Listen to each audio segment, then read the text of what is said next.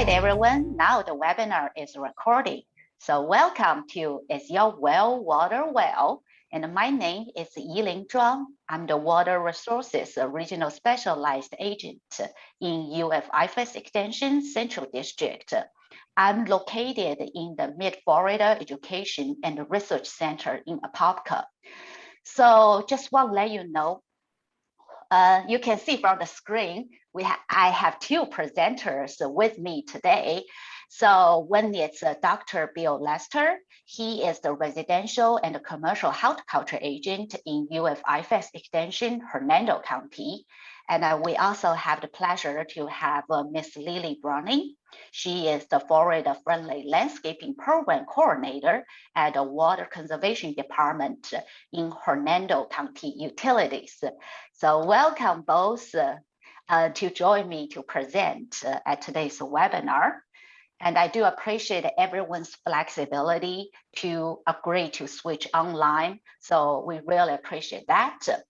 And what we'll cover today, because 2 hours on Zoom, sometimes 2 hours on Zoom can be quite,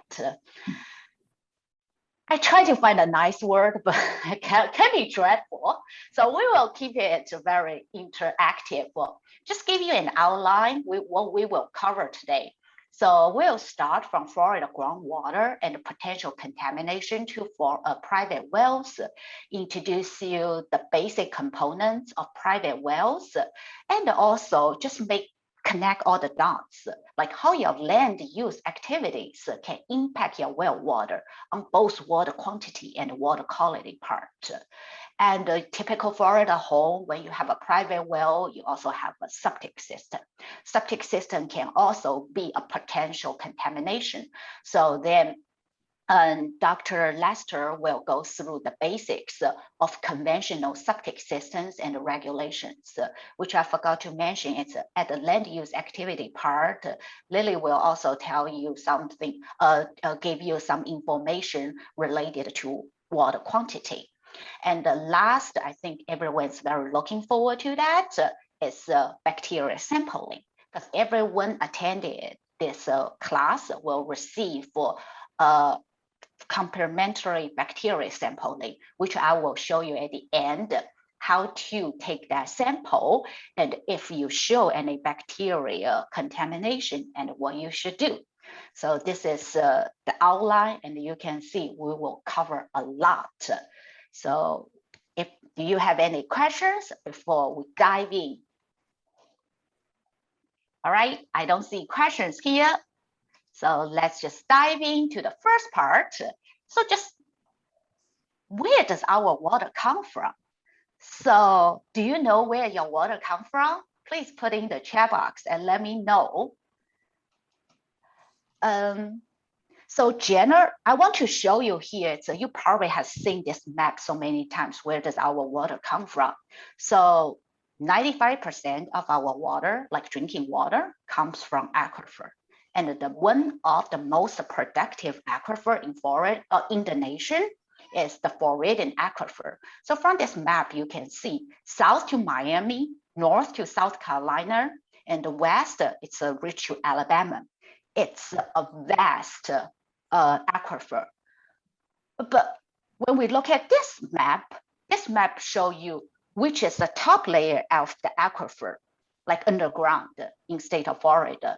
So remember last slide, you see Floridian aquifer is huge. But when we see which aquifer is close to the surface, let's look at the Panhandle, Pensacola. You see the pink there. So it's sand and gravel aquifer. That doesn't mean Floridian aquifer doesn't reach there. It just buried much deeper. The first layer of aquifer is sand and gravel aquifer. And then you go deep, like 400 feet, you can reach to Floridian aquifer. But if we look at the blue Floridian aquifer show here, so it's most in like central Florida to a little bit north central Florida. And this area, you can also find the largest concentration of springs. That's because of the unique topography of Floridian aquifer.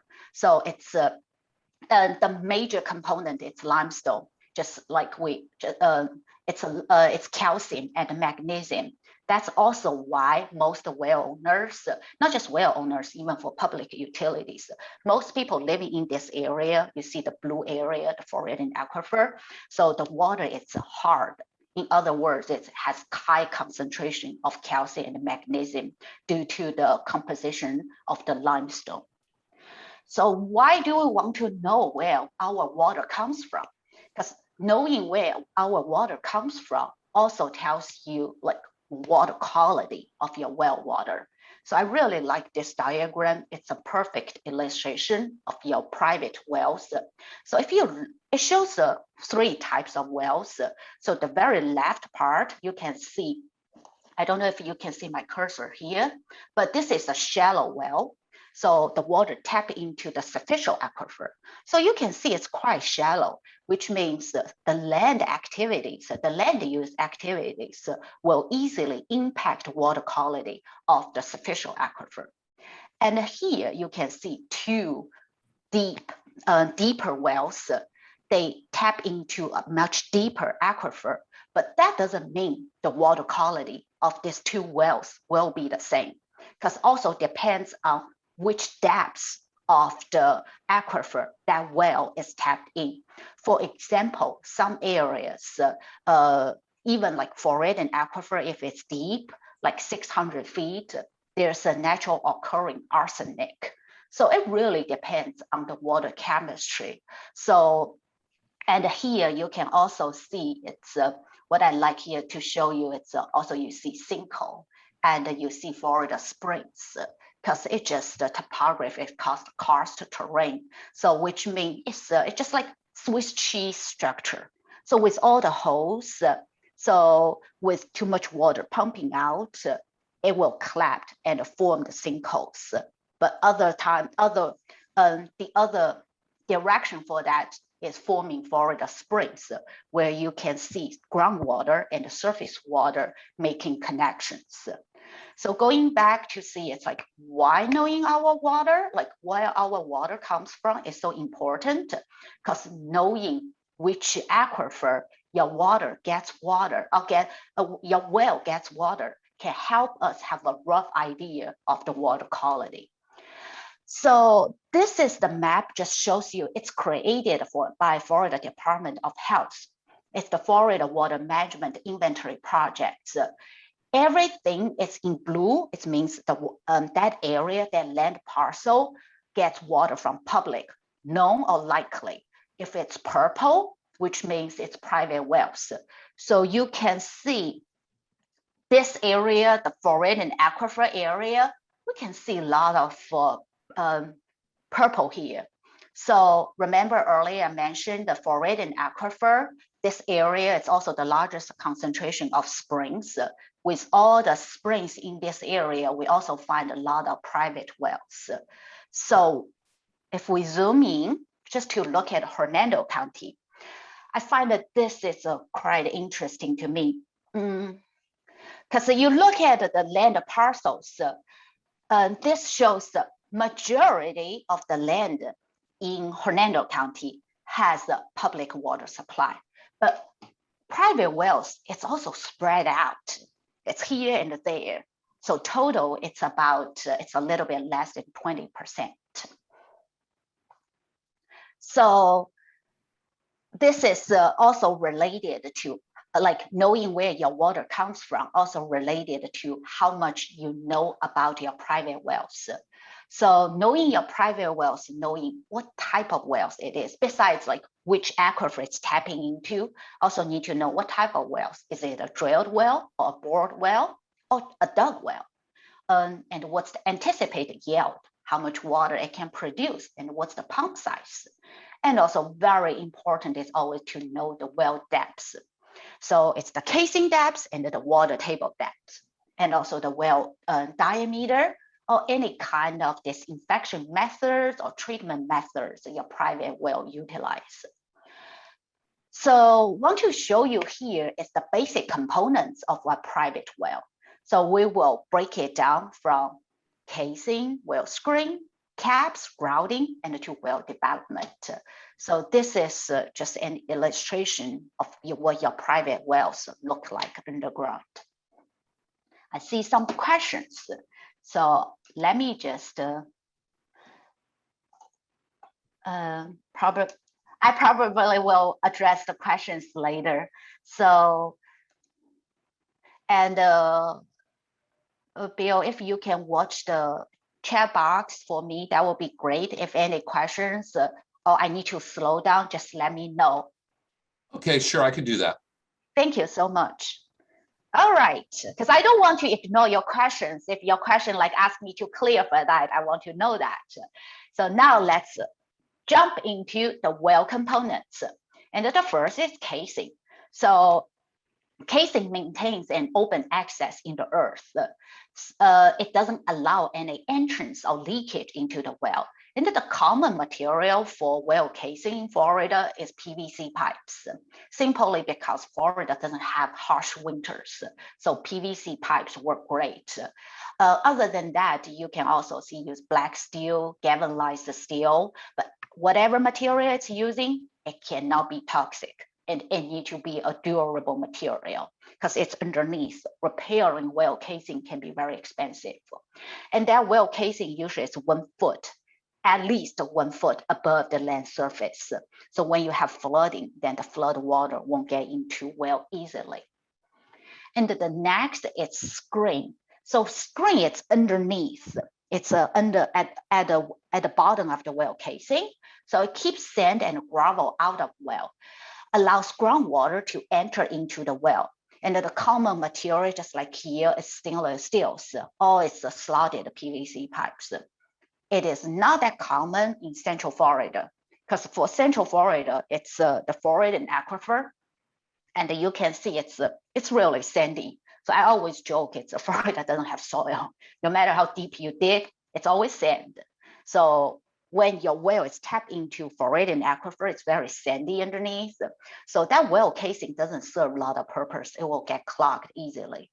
But if you go to like Pensacola, Panhandle area, they have sand and gravel aquifer, then like just the picture show here, use well screening will be much beneficial.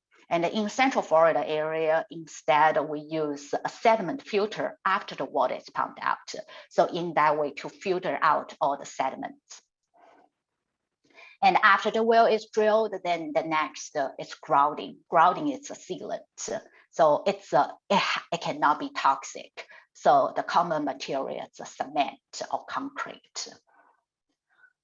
I want to show you this picture. It's a well caps, because watertight well caps are very crucial to protect their well water quality, because it prevents contamination from flowing down the inside of the well. It can be aluminum or thermoplastic, at least 12-inch above the ground. So like the pictures I show you here, but the top picture, I do want to remind you, it's I see quite a bit practice like that, because you have a wellhead in the backyard, sometimes inside of the yard, it doesn't look so pretty. So people like to plant pretty flowers around the wells just to cover it.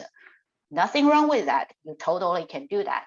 But when you do that, keep a little bit of space. So like here, the vegetation is so too close to the well cap, especially the screen vent, which I will show you here. So when it's too close to the screen vent, then the debris tend to get into the vent, sometimes inside the well. And I did find a few bacteria positive samples. They were caused by the vegetation, like the debris on the vent, and eventually made their way into the well water. So just want to remind you that. So the rule of thumb is that you keep the distance. It's like you can walk around easily. So like here, just too close. So about like 2 to 3 feet. As long as you keep that like land clear, you can walk around easily, not touch any bushes, pretty flowers. You should be good to go.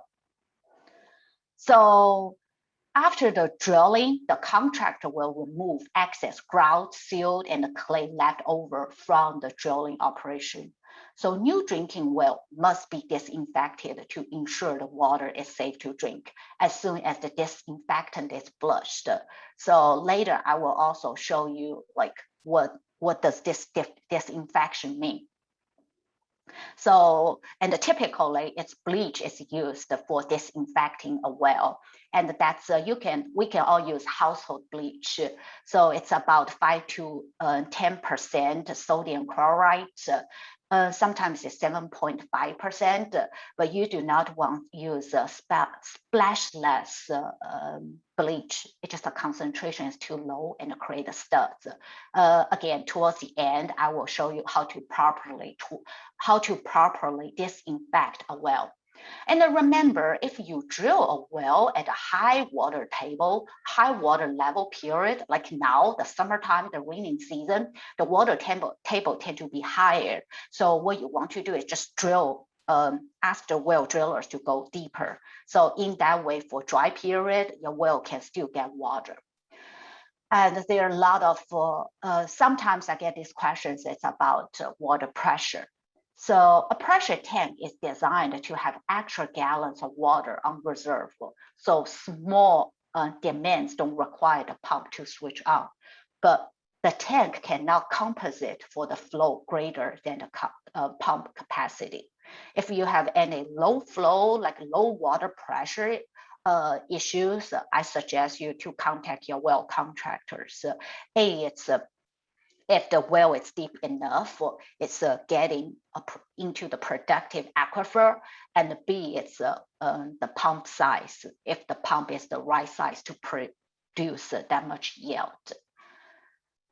So then after I went through, I think I've just briefly, quickly went through the well structure, just help you to understand how a private well works, and to maintain the well water quality, it is important to understand what can contaminate your well water. So what we want to do is side away from pollutants. So can you think of any potential pollutants? Could you put in the chat box? Let me know, or you can put in the Q&A. Either it's fine.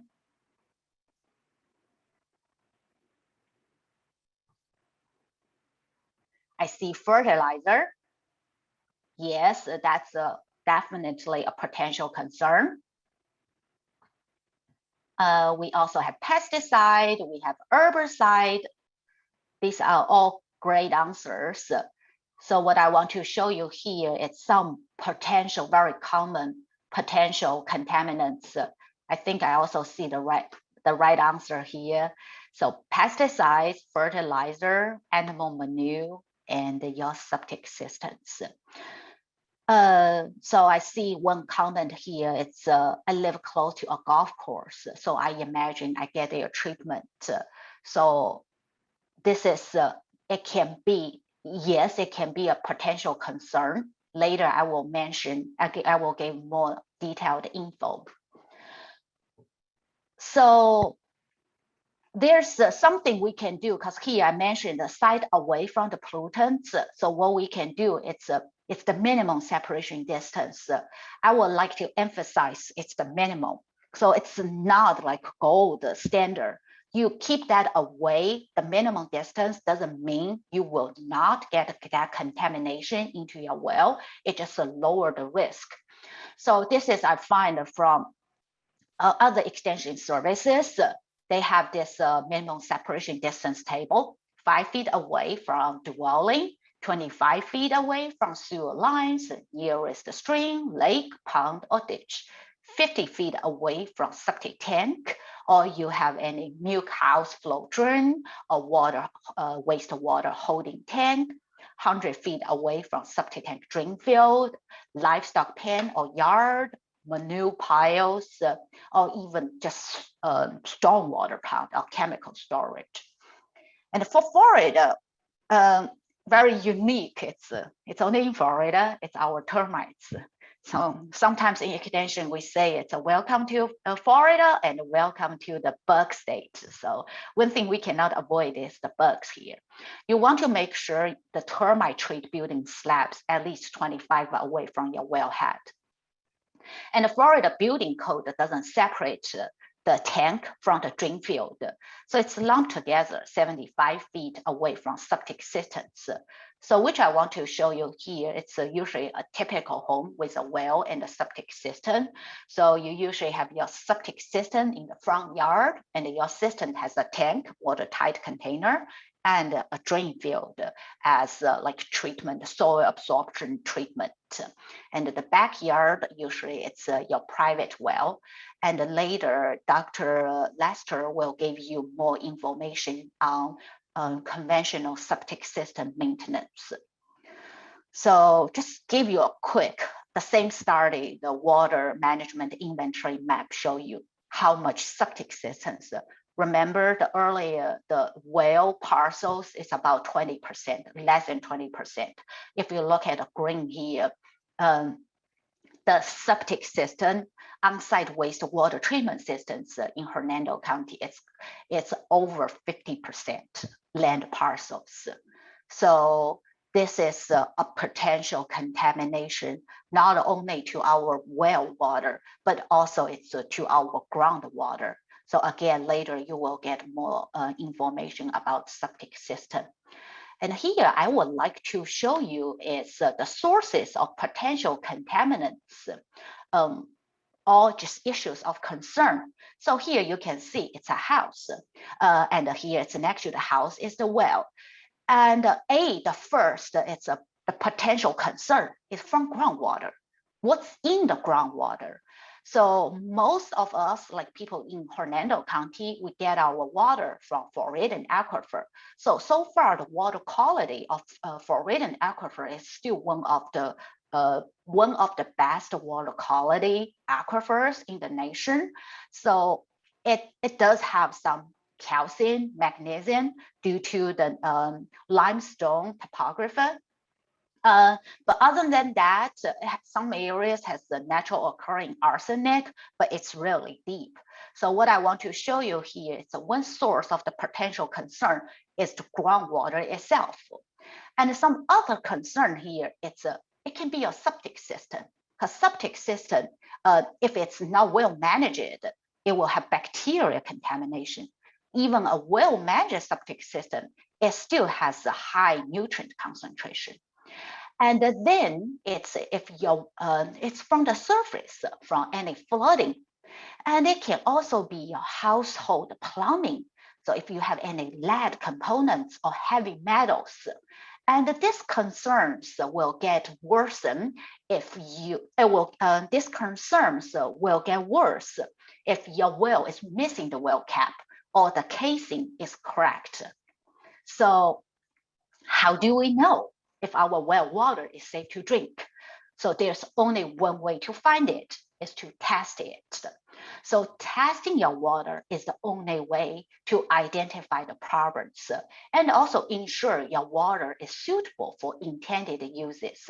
So for example, your irrigation water, the water quality doesn't need to be as good as your drinking water. That's also in some municipal areas, we use reclaimed water to irrigate the yard. And testing your water can also track changes over time, can also determine the effectiveness of a treatment system if you have one. So for private well owners, unfortunately, there's no regulation pertaining private wells. And this EPA Safe Drinking Water Act only regulates public water supplies. So like your local utility, if you get your water from a utility, then they have to meet the primary drinking water standard, and some it's secondary drinking water standard. But for private wells, since there's no regulation, it's a well owner's responsibility to manage it and maintain your well water and make sure it's safe to drink. So what we can do is when you test your water, we can also compare your well water quality to this Safe Drinking Water Act. It has two big categories. One is called primary standards. The other one is called secondary standards. So for primary standards, because it's these chemicals, we know they cause health problems. And for secondary standards, it's these chemicals, they don't really cause any health problems, but they do cause staining, taste, or some odor. So primary standards has over 80 contaminants. And the secondary standard has about 15. So if you are interested, you can, I have a link in the end, but you can also you search EPA, Safe Drinking Water Act, and you search the drinking water standards. Then it gives you a long list of all the contaminants. And for private well owners, there are some basic water testing parameters, including bacteria, nitrate, sulfate, chloride, pH, total dissolved solid, hardness, and conductivities. And you also want to test pesticide or other organic contaminants and radon if you know your area present this contamination. And when you test your water samples, we suggest using a certified water lab, which at the end, I have a link of certified lab. And from here, you can see it's a lot of parameters. It is usually suggested when you drill the well, you test it, you get a baseline. So the minimum water testing for every year we suggest the well owners to do is is bacteria. We know the bacterial source include like animal waste, your septic system, or even flood water. And then it's a nitrate, because the septic system can be a potential source. And when the nitrate concentration is higher than 10 million gram per liter, it can be particularly dangerous for babies under 6 months old, because the nitrate interfere with the ability of the blood to carry oxygen. We call it the blue baby syndrome.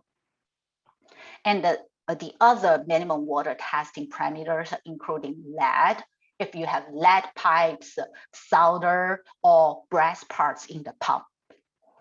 And volatile organic compounds, if you know nearby has a spill or use of oil, liquid fuels, or solvent. And the pesticide of your well, if you're at a downslope from farms or golf courses and use pesticides.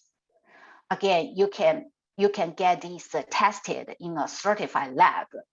And the other thing I want to remind everyone is when you send your samples to the lab, there's nothing called comprehensive water testing.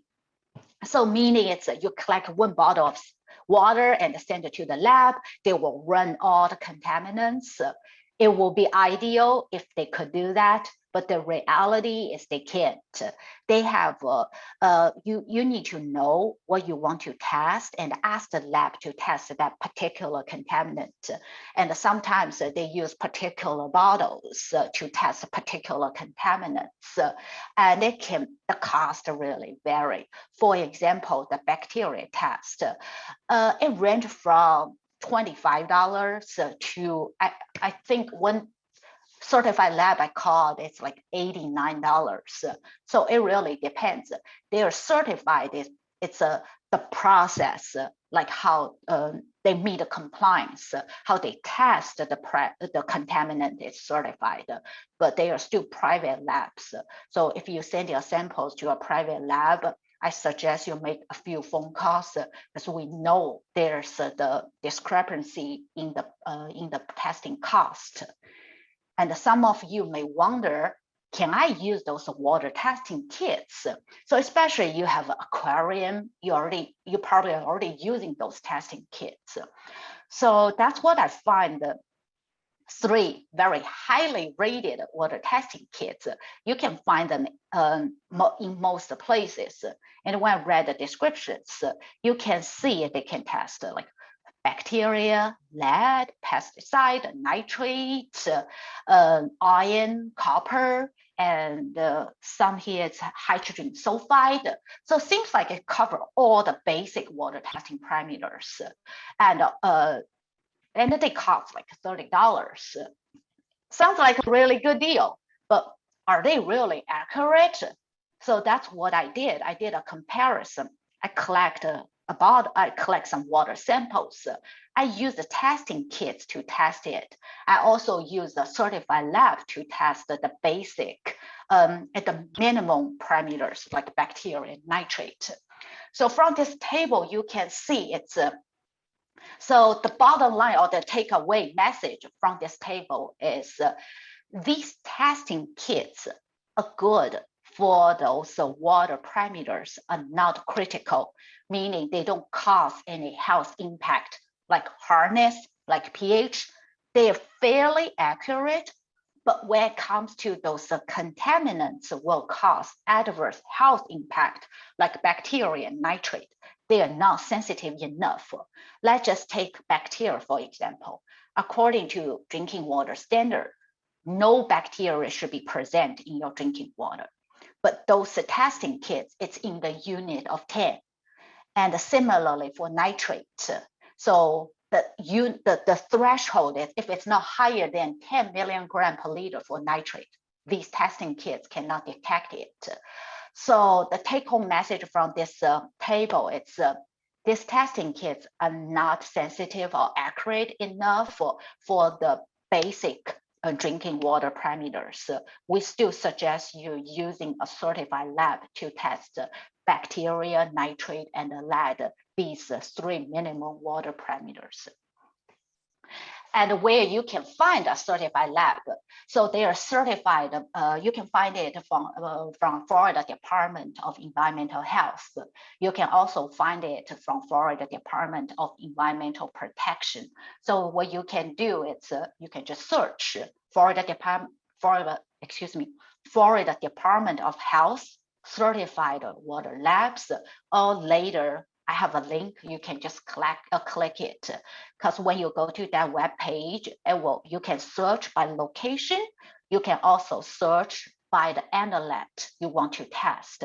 But again, make a few phone calls, compare the price, because we already noticed the big difference in pricing. And when it comes to water testing, how often do you need to test it? Generally speaking, those minimum testing parameters, you want to test it once a year, but you want to test it more than once a year if someone in your household is pregnant or nursing, or there's some unexplained illness in your household, or your neighbors find a dangerous contaminant in their well water, or you note a change in water color, odor, or taste, or even clarity. And or you have a spill of chemicals or fuels into or near your well. You want to test that more than once a year. Sometimes it's after that accident, you want to test it. And some quick checklist, because like I mentioned earlier, there's no comprehensive water testing. So this quick checklist just give you an idea what might be the potential contaminants in your well water. So let's from visibility first. If you see like scale or scum, so usually it's from calcium or magnesium in your water. Again, like I mentioned, it's quite common in fluoride and aquifer because it's just the main components of limestone. And if you see unclear turbid water, so probably it's just that you need to change your well filter. The well filter probably is not fine enough to screen out all the sediments. If you see green stains on your faucets, then it's high acidity. Check your pH. If you see like brown, red stains on the sink, dishwashers, especially on clothes, that's very annoying. It's such a nuisance. And it's quite, unfortunately, it's quite common in Central Florida. It's the iron in water. The iron concentration tend to be high in the aquifer in Central Florida. And also cloudy water that clear up upon standing, that probably just the pump is not working properly, or some problems with the filters. And the second checklist here is the taste. So if you taste salty and brackish taste, especially like Hernando County, close to the coastal, so it might be the high sodium. It might be called seawater intrusion. I haven't done any sampling in Hernando County.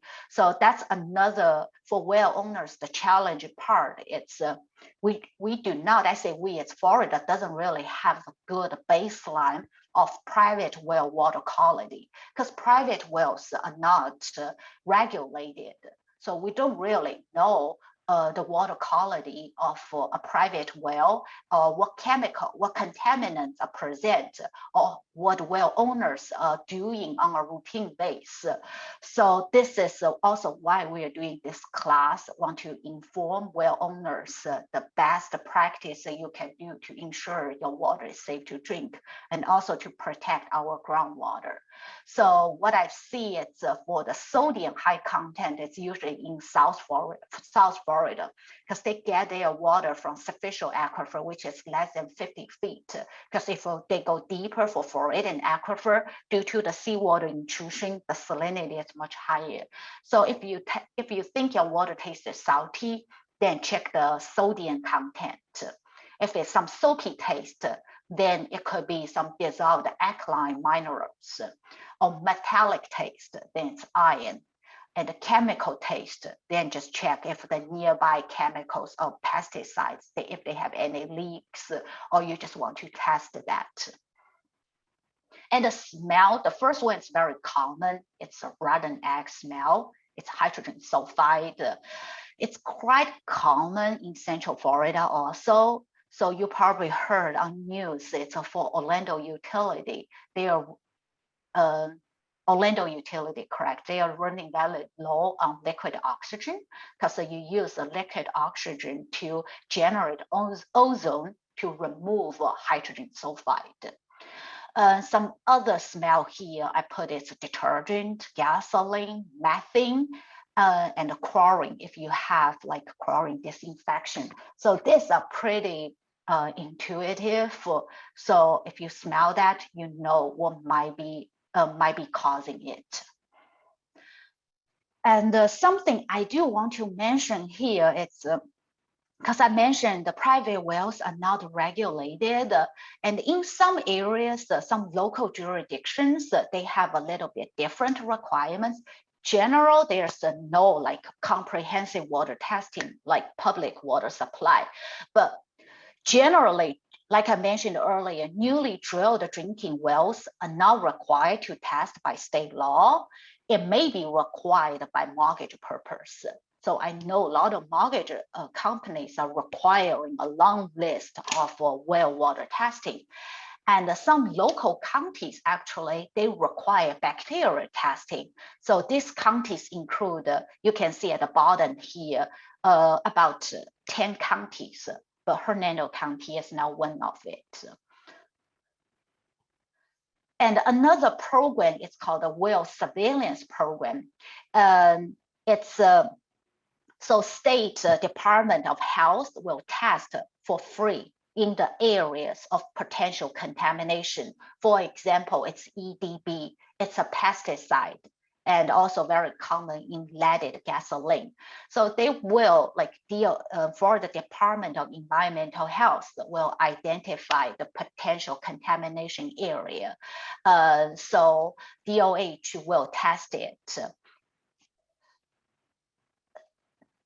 You can find more information. It's on Florida Department of Florida Department of Health's webpage. You can search well surveillance program. So you can see, you can search by zip code. So you know what might be this contamination monitored in your area. All right. So I think I covered the most of the basic of your well water and how your land use activities can impact your well water quality.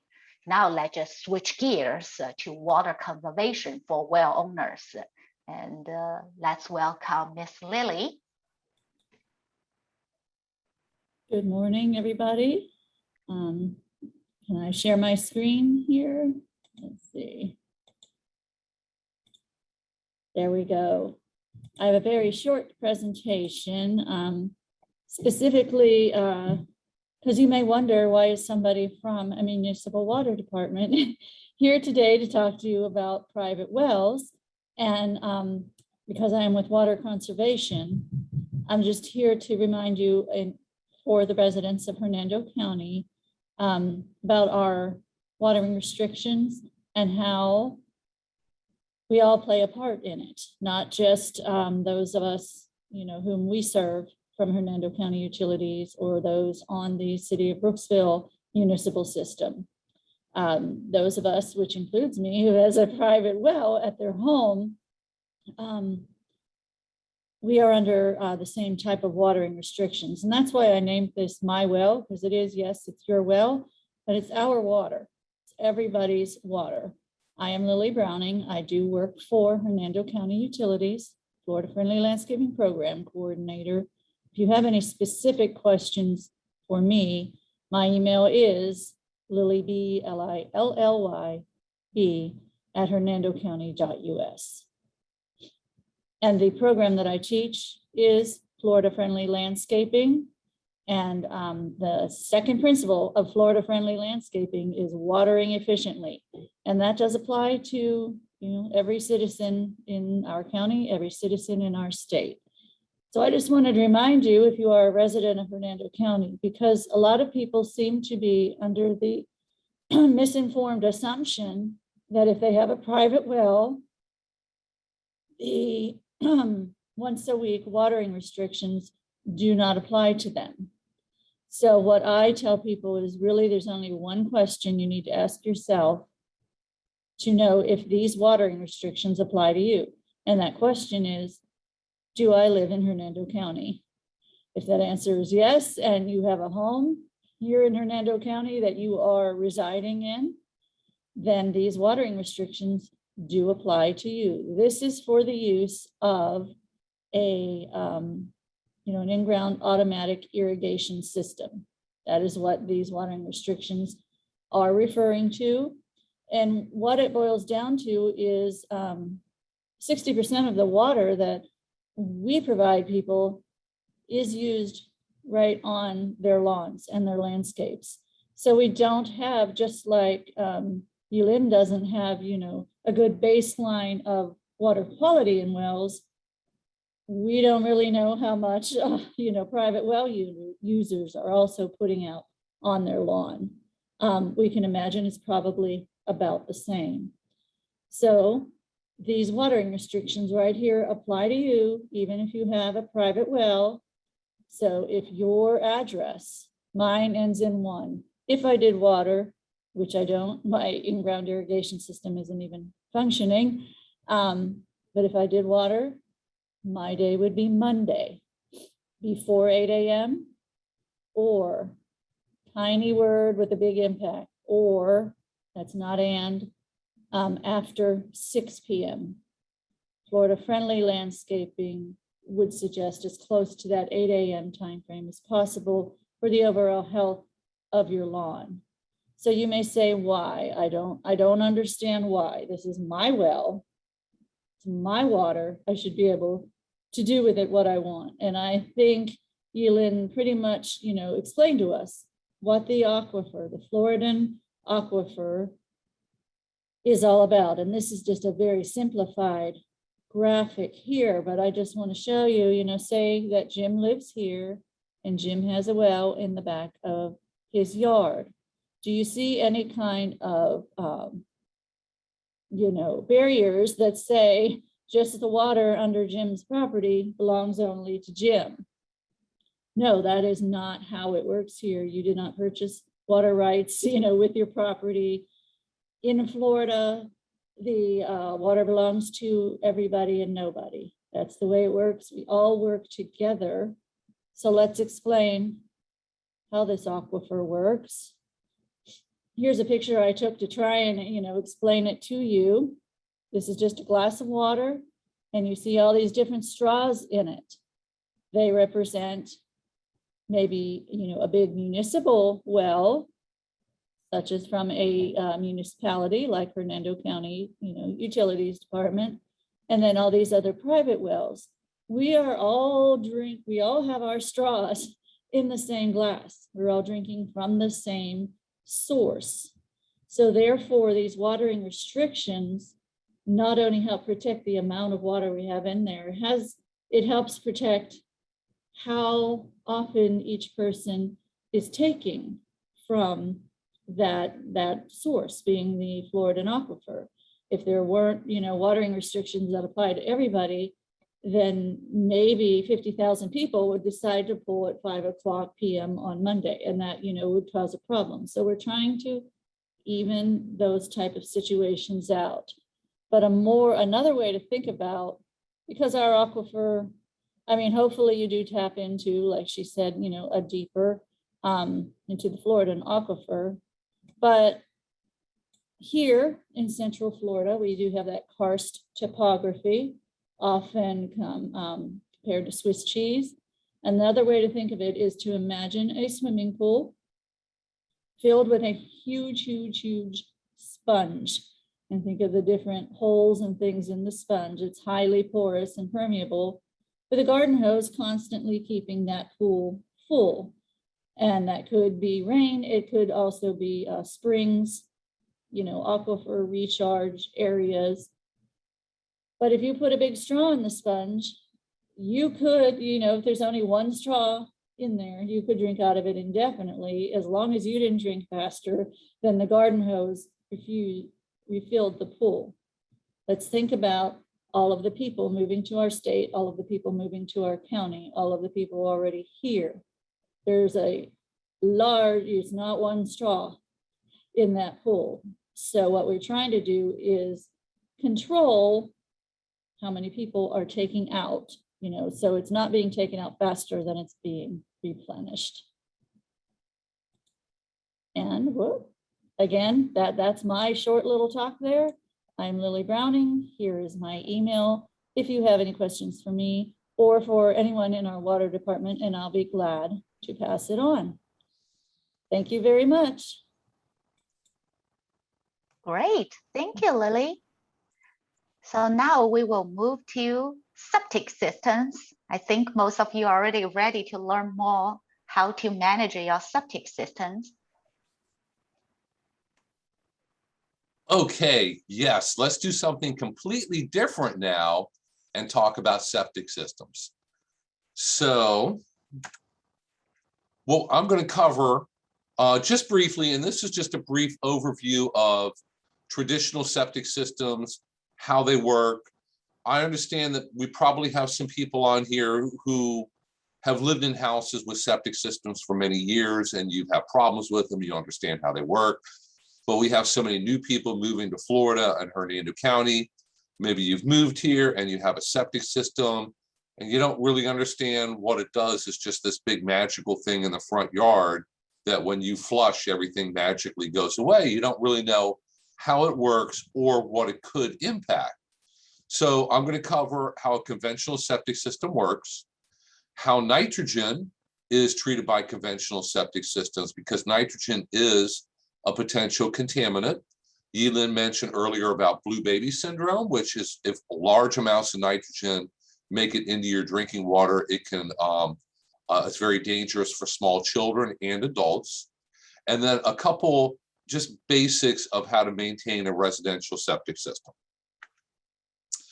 So a lot of people might think you just flush it and it goes away, right? I don't have to do anything to that septic system.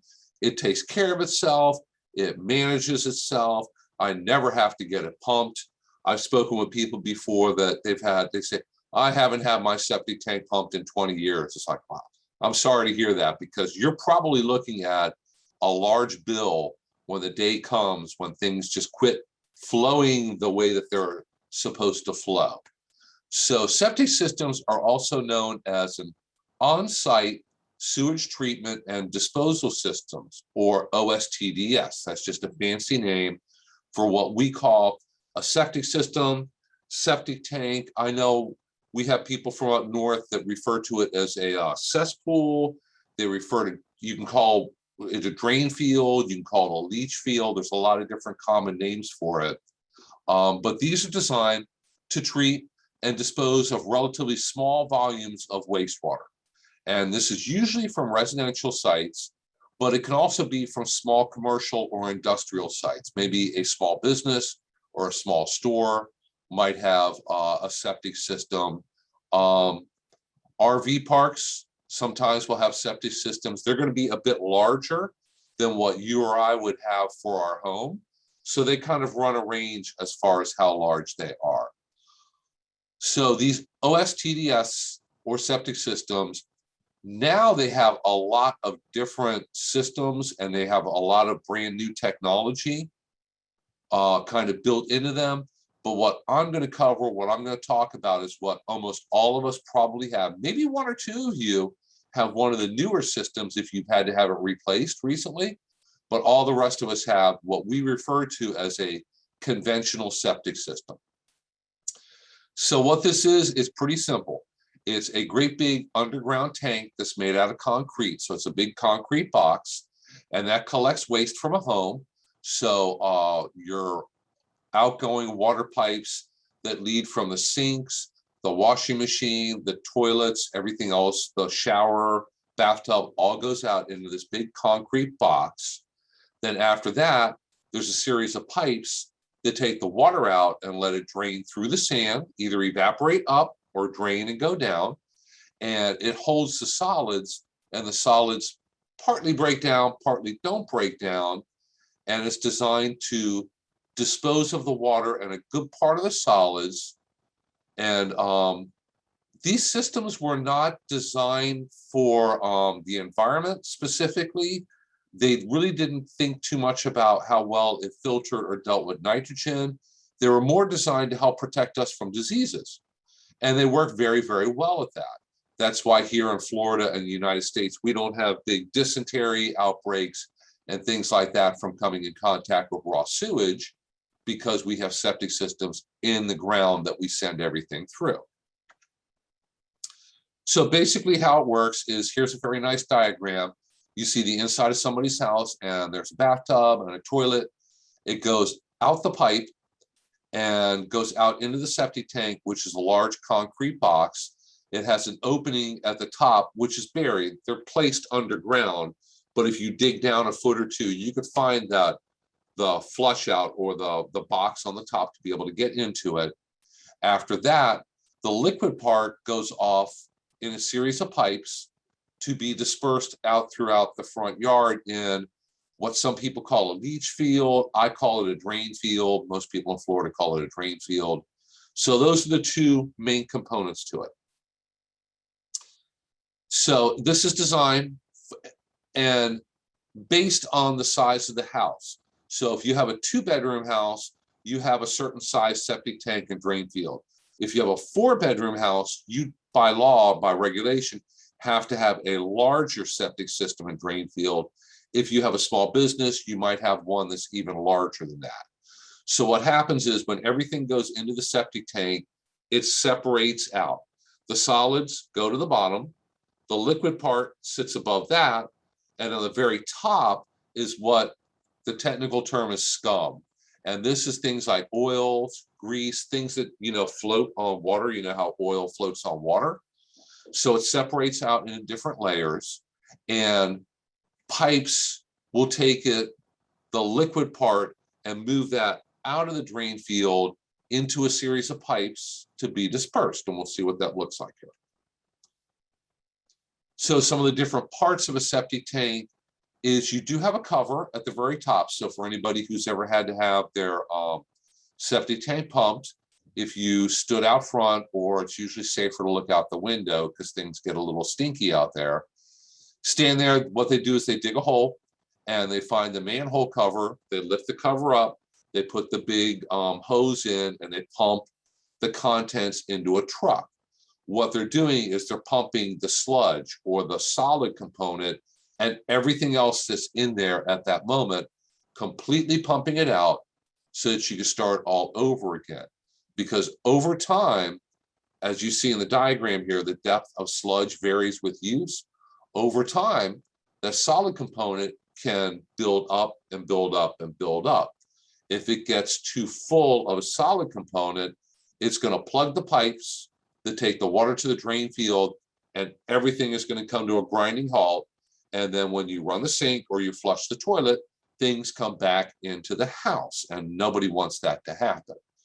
So I'm going to talk a little bit about some of the different things that you could do to help avoid that some things specifically that you don't want to put down the sink and down the toilet to go into the septic tank to ideally keep everything working the way that it should. Septic systems also have inspection pipes. You usually have a flush out pipe just on the outside of your house wall between your house and your septic tank. And that's a PVC pipe that comes up with a cap on it that if things get plugged up, a plumber could access it and run a snake down if they need to. And other than that, that's about it. It's a fairly simple system. Once you understand the goal of what you're trying to accomplish here, it all kind of makes sense. So in your septic system, you have bacteria, and these are anaerobic bacteria, which means that they do not need oxygen to survive.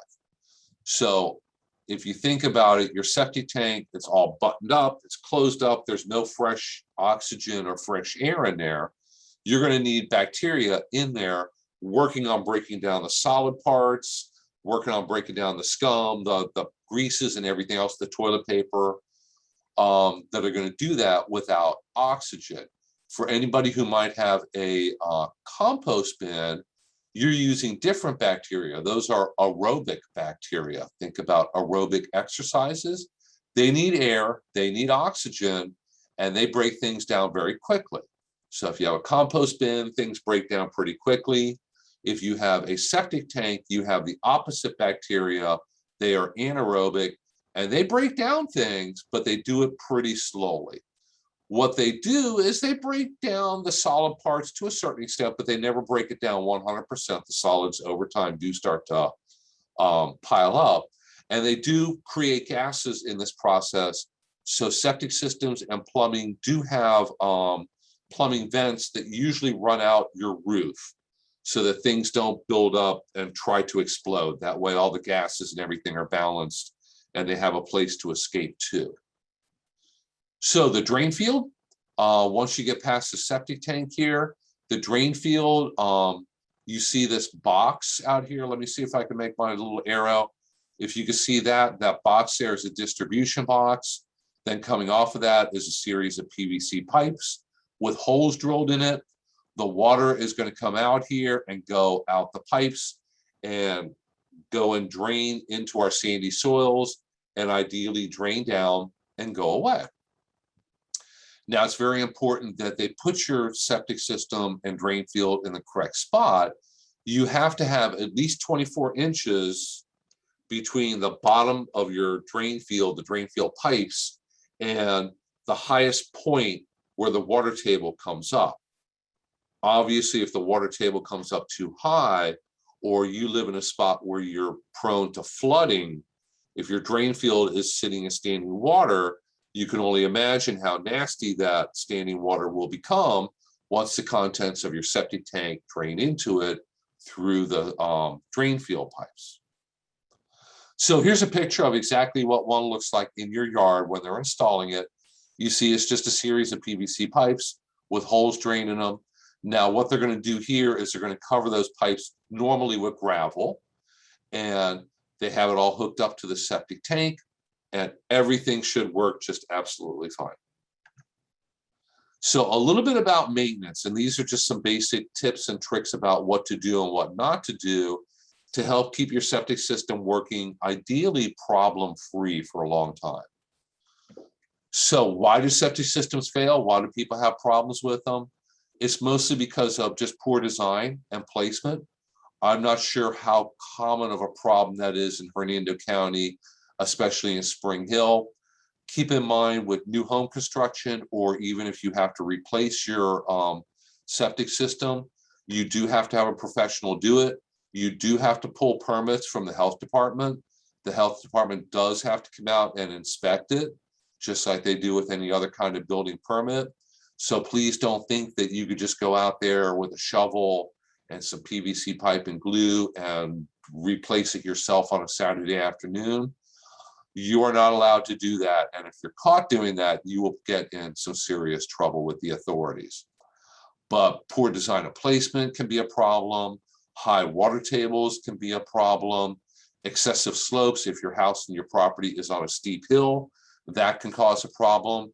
And also, probably the most common reasons why we have problems with septic systems is people just don't do the routine maintenance. They just kind of blow it off and they think, if I flush and it goes away, everything is working fine and I never have to do anything about it. So you know that for anybody who has had a septic system problem, you know when it has a problem. You'll flush the toilet, you'll take a shower, you'll be doing something in the sink, and wastewater will start to back up into the household drains because your septic tank is full and now that water is backing back up into the house. If you walk outside and find where your drain field is, if it's really bright green, you have very spongy grass, saturated soil. If it's very muddy, if you walk through it and your feet squish in it, that indicates a problem. Water pools around your septic system or in your basement, which really doesn't apply here. Nobody here in Florida has basements. Or if you walk outside and you start to smell a really bad odor around the septic tank or the drain field, you have a septic system problem and you're going to have to call a septic professional to help figure out what it is and to get it fixed. So maintenance is, a lot of it is common sense. A lot of it is relatively simple and inexpensive. It's a lot cheaper to do the maintenance than have to replace it because you didn't do the maintenance. 4 main components. You need to inspect your septic system and pump it when needed. So you want to pump it before it fills up and backs up, not after. You need to properly dispose of waste. So there's certain things you don't want to throw down the sink or flush down the toilet. Maintain your drain field correctly. We're going to talk a little bit about that, some different things that are going to hurt your drain field. You want to keep your drain field as a special little area in your front yard that you have to take special care of, and then also use water efficiently. The less water you run down into the tank, the fewer potential problems you're going to have. So how often should you have your septic system pumped? That depends. That sludge and scum layer should not fill more than 30% of the tank. So if it's been a very long time and a large number of years, the sludge and the scum will fill up and fill up. Like I said, eventually it will plug the pipes going to your drain field and get into those pipes and plug them up. And there's no easy way to unplug them at that point, short of digging them up with a backhoe and replacing them. So you need to pump it when the bottom of the scum layer is within 6 inches of the bottom outlet, or the top of the solids is within 12 inches of the outlet. Now, you have no way of knowing exactly what's going on in there because there's no way to just kind of poke your head in or have a look around to see how you're doing. So you need to go based on the size of your, how many people live in the house, how many people are using the system, and how long it's been. So as a general rule of thumb, it's every 3 to 5 years. I err on the side of safety, and we generally get ours pumped every 2 years. And we don't have any problems with it. Most people, the recommendation, you should be fine every 3 years. You honestly don't want to go 10 or 20 years. That is way too long. So this is all based on how many people live in your household and how large the tank is. So you see, the larger the size of the tank, the more number of gallons that it will hold, the more number of people it will support. And the size of the tank is originally based on the size of the house.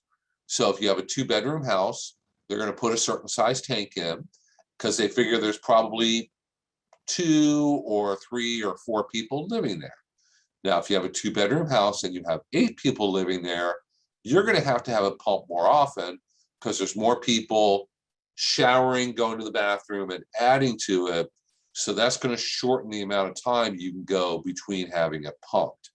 If you live in a very large house, let's say a 4-bedroom house, it's just 2 of you, and you're not big water wasters, and you're careful with what you flush, you're going to be able to go a little bit longer. And if you use a garbage disposal, your tank's going to have to be pumped more often. As a general rule, you really don't want it use a garbage disposal if you have a septic system. If you have one, that's fine. Just don't go grinding up lots of vegetable components and potato peels and everything else, because that stuff will go into the tank, and that's going to add to the solid layer, and it's going to make the solids pile up even quicker. So certain things that you really don't want to flush into a septic tank because they're not going to break down quickly or well, and they are going to plug things up. Things like paper towels, cigarette butts, cleaning tissues, dental floss, those things don't break down quickly in a septic tank. Treated toilet paper, if it comes with a lotion in it, the lotion part is going to add to the scum layer. Wet wipes that they say are flushable are probably flushable if you have a sewer. They don't break down well in a septic tank. So just because it says flushable on the front doesn't necessarily mean it's flushable if you have a septic system. Like I said, you really want to limit the use of the garbage disposal. That just adds solids to the septic system. Instead of jamming those potato peelings and carrot peelings and vegetable parts down the sink, go ahead and get yourself a compost bin and put them out in the compost bin. That's a great way to recycle them, and a much better place to put them than into your septic system. So think at the sink, be very careful not to pour excessive oils and fats down the drain. Do like your mother did and keep that coffee can or a glass jar, and before you just pour oils or fats, or maybe you fried something or you cooked hamburger and you have the grease in the pan, don't pour it down the sink. Pour it into a can or a jar and put it in the trash can, because the more oil you put down the sink, number one, it can plug your pipes. Number two, once it gets into the septic tank, it's just going to add to that scum and oil and grease layer to the top. It's not going to break down quickly, and it's not going to go into your drain field easily and go away. You want to try not to put, ridiculously large amounts of bath or body oils or moisturizers down there. Be careful with your use of cleaning products and detergents, because there are anaerobic bacteria in your tank, and you want to take care of them because they're helping to break this stuff down.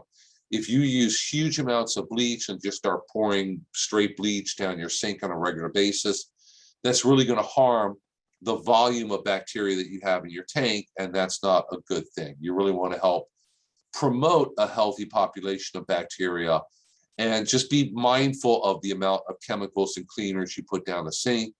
And of course, prescription drugs and antibiotics, you don't want to flush down the toilet. Even if you're on sewer system, you don't want to put it down the sewer.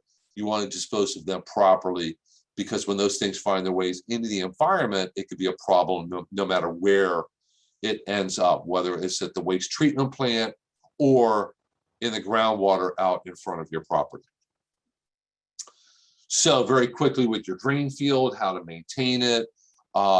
Don't park vehicles on top of your drain field. You do have PVC pipes and gravel underneath the ground, and driving or parking anything heavy on that is going to compact the soil, potentially break or damage those PVC pipes.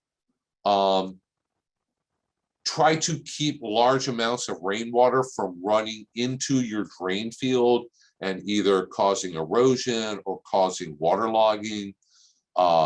Putting your drain field in a spot where it's constantly waterlogged slows the whole process down, going from toilet to tank to drain field to in the sand, either going down or evaporating up. So obviously, most of us don't have a say in where our drain field gets placed. Most of us, inherit a drain field, and the builder or somebody else decided where it is. But if you are in a position where you're deciding where it goes, don't put your drain field in a waterlogged spot. And be very careful not to plant palm trees or oak trees or anything large anywhere near that drain field. The roots will get up into the PVC pipes and foul them up. The roots will actually grow into the holes in the pipe because they're looking for that nice constant flow of water. And the roots will completely destroy your drain field, and you're going to have it dug up and replaced. The best thing to plant on top of your drain field is just turf grass. Keep it cut. It's always going to grow well because it's always getting constantly watered very slowly, a little bit year round. So that's why they say the grass is always greener over the septic tank for drain field. That's because it really is, and that's why. But just keep the grass cut and maintain. That's the safest thing to have growing on top of your drain field. And then try to use water efficiently. If you're mindful of how much water you use and how much water you run down the sink, that's going to help stretch your drain field, and everything is going to run better. Basically, if you start taking 2-hour-long showers and doing 10 loads of laundry every day and just running huge amounts of water down the sink, it can overwhelm the tank and the drain field and cause things to back up sooner. So of course, we always want to conserve water and try to do our fair share to use just what we need to use and no more. So efficient water use really does improve the operation of that septic system and helps reduce the risk of failure or failure too soon. So here's a nice little graphic of where we use indoor water, and this doesn't take into account the huge amount on average we use with outdoor irrigation. So try to limit the amount of water that you're going through and using each day. Replacing your toilet with a low flow toilet helps. Making sure that you have full loads of laundry and trying to limit the amount of water you use in it really helps. Of course, I think we all know to turn the faucet off when we're brushing our teeth or when we're not, actively using the water. So all these different things really help to conserve water, and conserving water and putting less into the septic system really does help it to run more efficiently and not plug up. So with that, if anybody has any questions, let me go ahead and quit sharing there. And I see Lynn put a link to flushable or not. That's very, very important. A lot of those things are common sense about what you should not flush, but it's a little deceptive because you may see something at the store that says flushable and you think, oh, great, I could use this, when you really don't want to be using it. And Bill, can I mention, as I'm representing Hernando County Utilities? Yes, ma'am. Your municipal system we also don't want you to put those quote flushable wipes down the sewer system, because you could end up with what they call a fatberg, which is a big clump of various types of materials, and those flushable wipes, paper towels, all that kind of hold those fatbergs together, which cause backups in our systems. Right. Very good information. See, I learned something today. I've never heard that term. And I have a trick if everyone wants to know. It's what you should flush. So my trick is it's called the 4P principle. So only 4 P's into your toilet. We all know the first 2 P's, right? Actually, the next 2 P's are not really better, but it's easy to remember. It's puke and toilet paper. So only 4 P's into your toilet. Other than that, please put it into the trash can. Yeah, okay, that's 2 things that I've learned today. So let's, do we want to do questions? Because it might be a good segue. We do some questions because the next part is I will show you how to collect a water sample.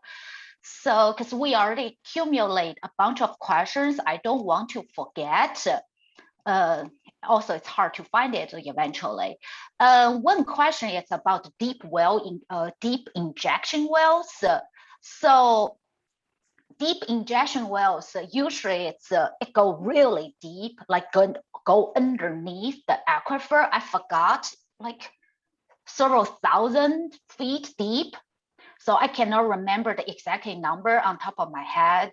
So from what I've been reading from DEP, since it's so deep, it doesn't interfere with the aquifer, like the aquifer we get our water. But there's also some concerns to that. It's also the wells, like injection well, the construction, how durable the material is. So yeah, it's a really interesting. I just think it's a quite interesting. It's how we handle that condensed wastewater if we don't have any place to do it.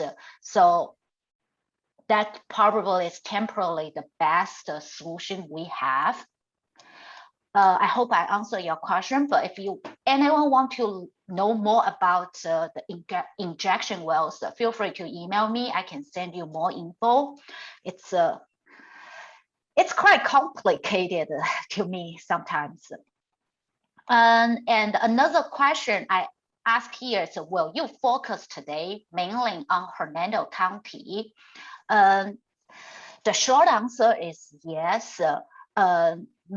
The local situation, like the groundwater quality, the potential contaminants, the local ordinance, yes, we focus on Hernando County, but the general principles, like how to maintain a septic system and how to maintain a private well, even Lily mentioned Florida-friendly landscaping, and like how you save water on your yard, that these principles are the same. Even you don't live in Hernando County, you can also apply these principles. And there's another question here. I will defer it to Bill and Lily. With the potential large developments going up in Hernando, is there a fear we will have more sinkholes, contamination, or water shortage? Potentially, yes. And I mean, that really applies to the entire state as the population increases. If we don't manage it correctly, that leaves us much more open to more sinkhole problems. Sinkholes are caused a lot of times if we go through a natural dry period or drought. The water underground sinks and you have a big empty space. Then when we start to get a lot of heavy rain, the surface of the soil gets very, very heavy and it basically collapses. And that's how we get a sinkhole. Contamination, water shortages. Sure, if we don't manage things correctly, we're potentially facing all those problems and more. Exactly. We're all in this together.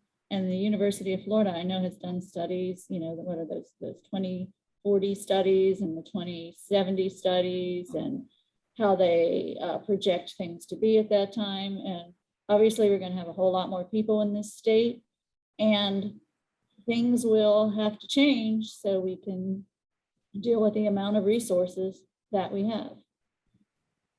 Agreed. Thank you.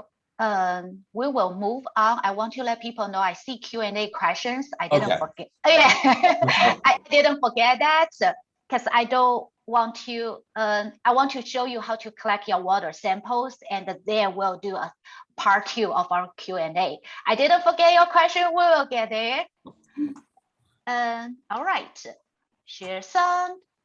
So next, I want to show you, because I believe most of you are very excited, because I mentioned that you can test your water. You can collect sample and send it to a certified lab. But the question I usually got is, where can I send it to? Like, where the certified lab? Like I mentioned, towards the end of slides, you will see links. But another question is how to properly collect a water sample. So, which this one, I made a video. It's mainly just for this particular class. So I already assembled a testing kit for you. Of course, I find a typo here. So in this big Ziploc bag, let me play the video so you can all see. Hi everyone, thank you for attending the educational program. It's your well water well at Hernando County. At the event, you should have already received this bag, and when you open this bag, you will see a few items. So I open one bag here. So you can see here it's one bottle. This is the bacteria sampling bottle. So I put it in a sandwich bag and it's labeled. So this one, please do not open this bag until you're ready to take the sample. Some other things you can find in the testing kit. The first one is the IRB form from University of Florida. And the second form is the bacterial sampling instructions. Please read the instructions thoroughly before you take the samples. And the last one is the survey. So from here you can see the survey number already labeled. Please make sure this sample number is the same as the number on your bottle. And after you take the sample, please fill out this form and give me some background information, like here is your well info, and this is the well system info, so I can have a better understanding where you took this sample and some basic info of your well system. And if you have any questions, please do not hesitate to reach out. Thank you. Okay, so I took this quick video just to let you know what's in the bag. So later I have the timeline. You can see you will get a Ziploc bag.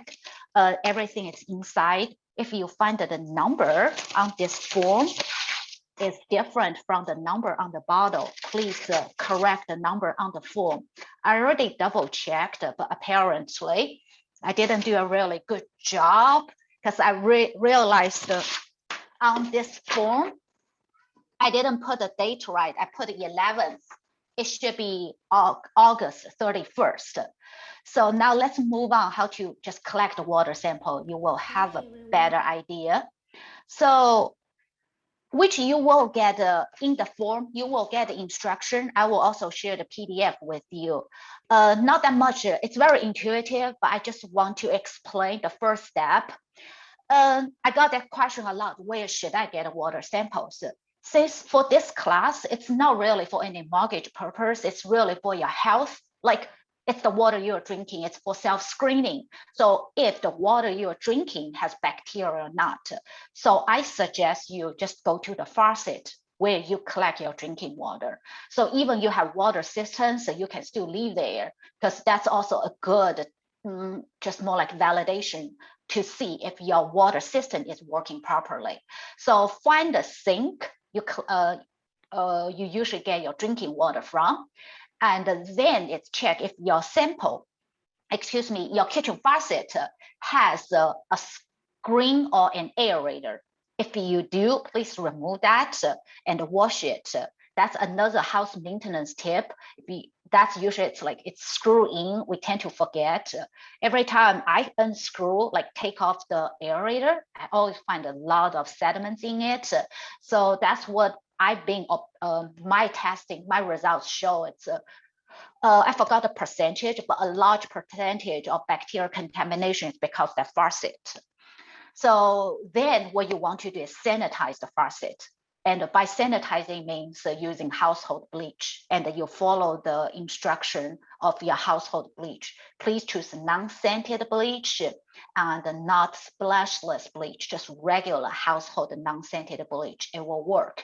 And follow the instruction of disinfection, which you can do it just putting up glass and soak the faucet into the bleach solution.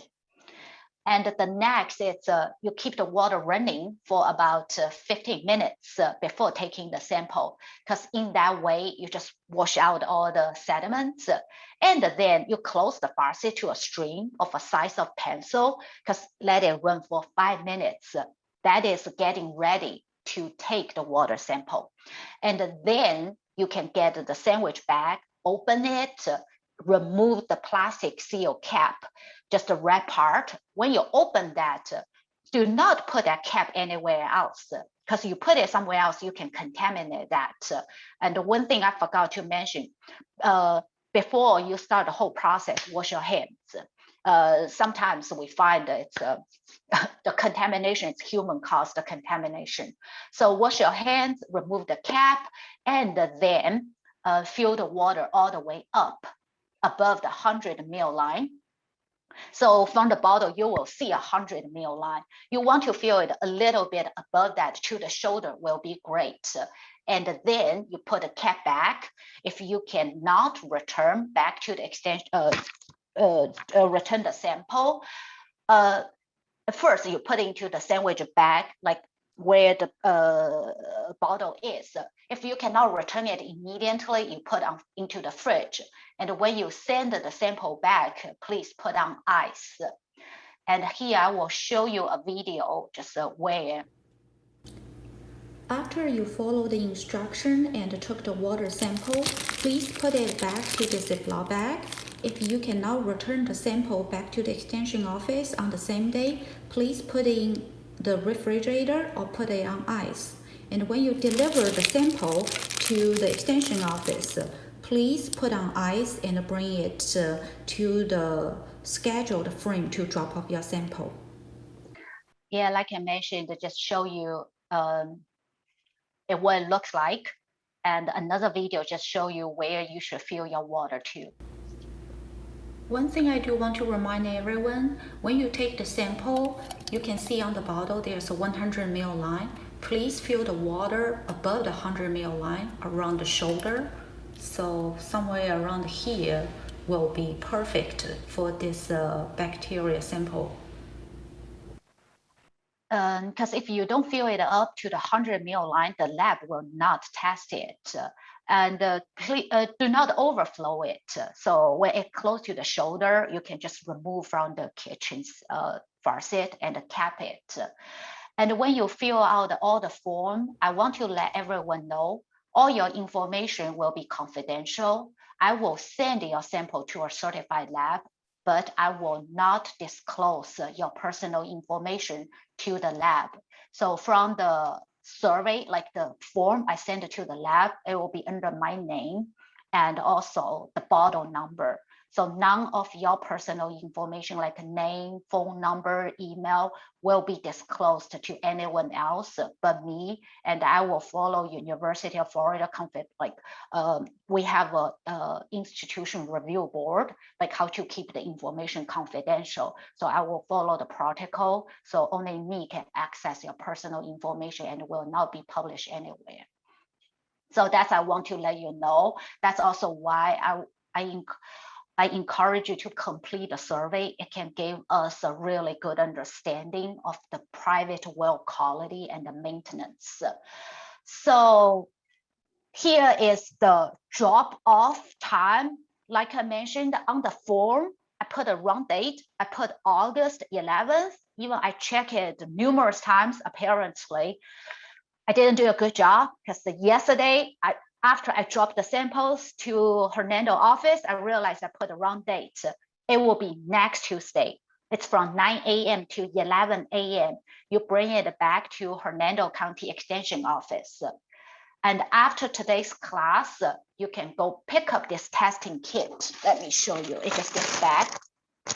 You can pick it up from tomorrow when the office open to Friday when the office close.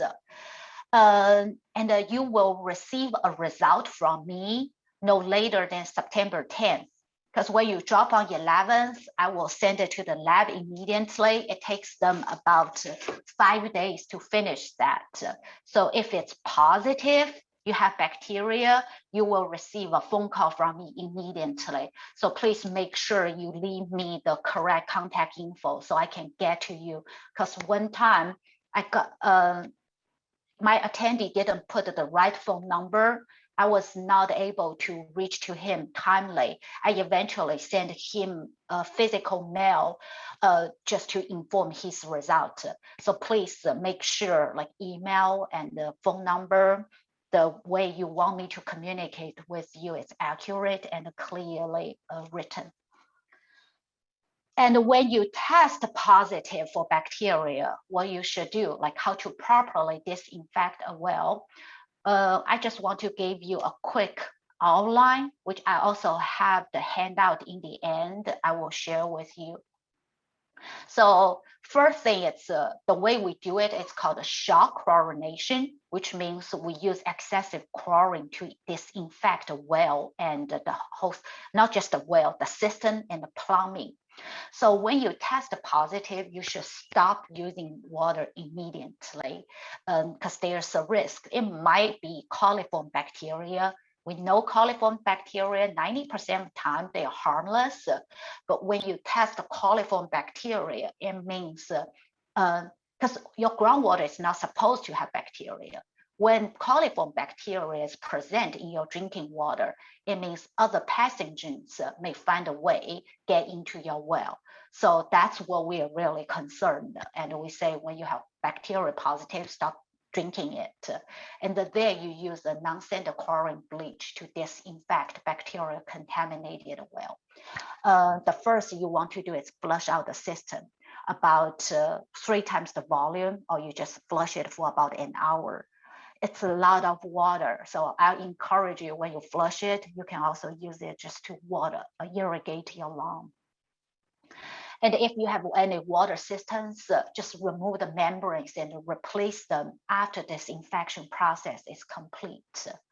So here I lay out like how to pump it.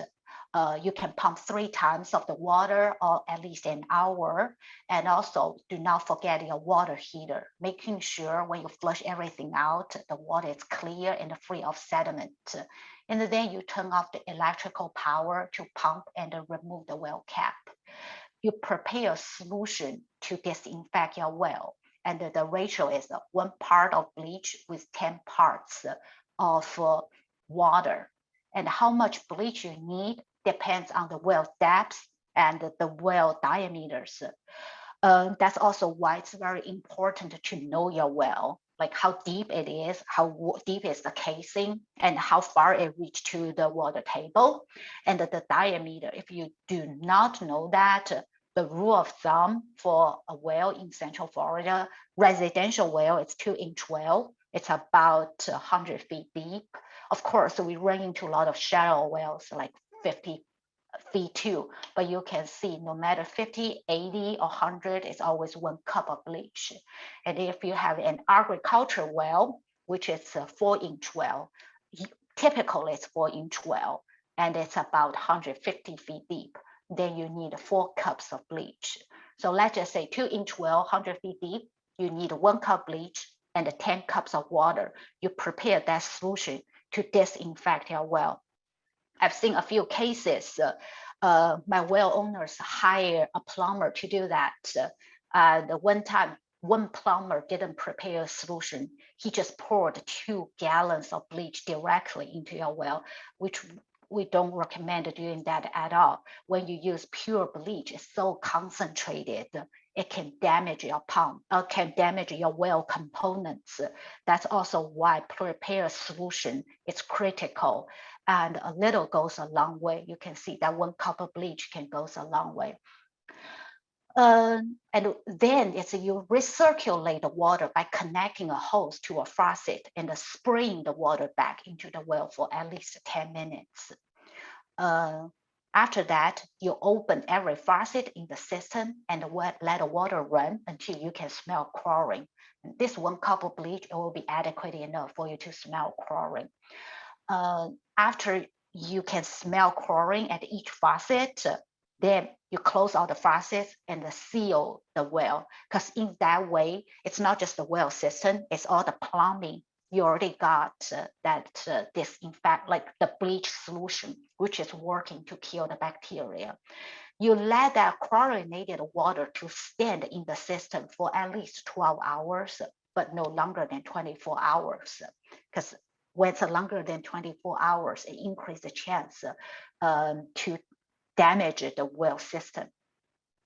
So usually it's, I say it's after dinner, when you usually it's like the household, like flushing toilet, everything, it's almost done.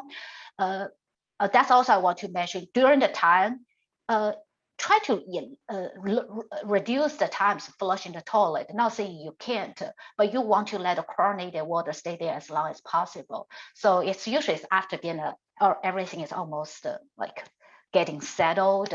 It's a good time to start this process. And then the next day morning, you can turn on the faucet, beginning from the outside and flushing out the water until there's no chlorine. You need to test it. It's just like I keep saying, there's the only way to know if your water is contaminated or not is by testing. So the only way to know if the disinfection process is effective or not is to test again. Do not test that immediately. You should wait for about 10 days. You test that again, see if you have you still have bacteria in your water sample.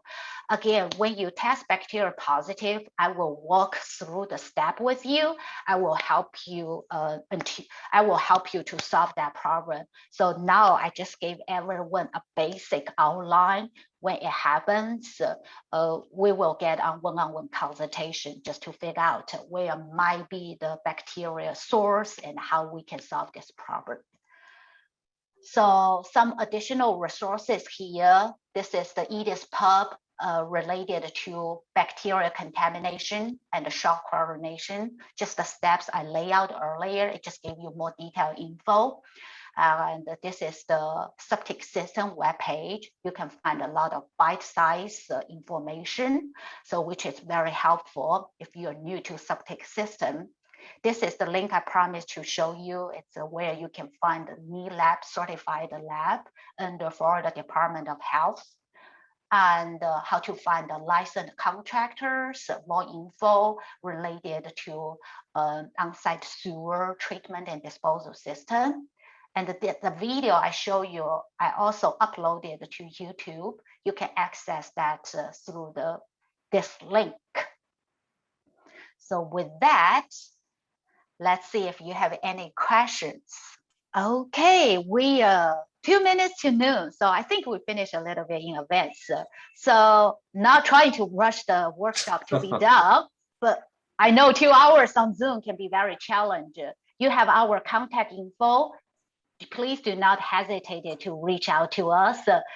We like to hear about your, like, how you maintain your well. Any questions you have, we'll be happy to answer that. And when you close the webinar, it will direct you to a survey.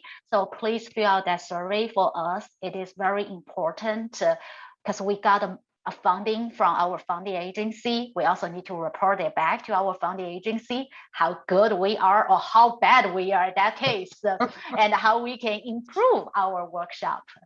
So with that, I appreciate Dr. Lester and Lily's time for all the informative information you provided. And thank you everyone for attending, and enjoy your lunch and the rest of your day.